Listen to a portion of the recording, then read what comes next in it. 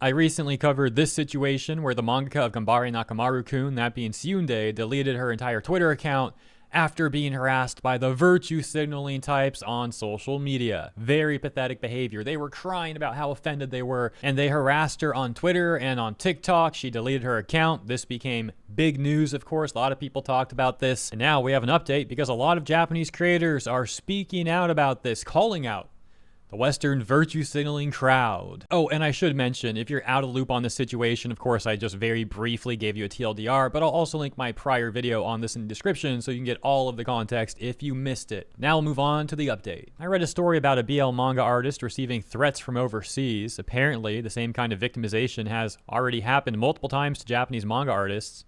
According to analysis by someone overseas, there's a segment of fans who treat the work as an extension of themselves.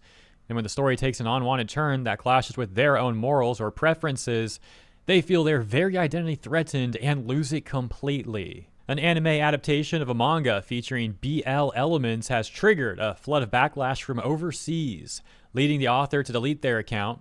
Some people's logic that male erotica is unforgivable but BL is fine has been effortlessly overturned.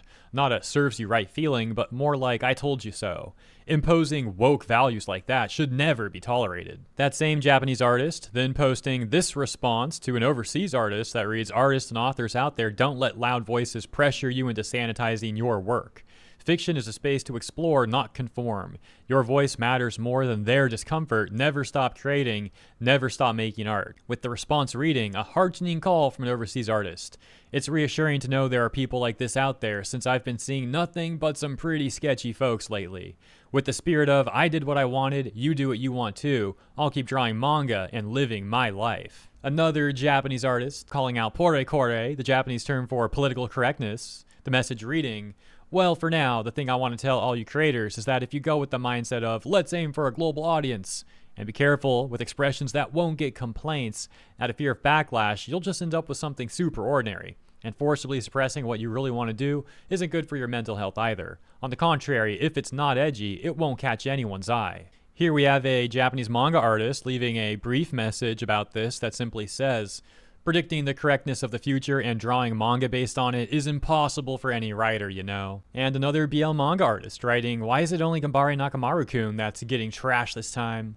Don't bash a perfectly good BL anime." And a Japanese writer saying, "RP, even if there's a work I don't like or find difficult, I've never once in my life thought fix it or disappear.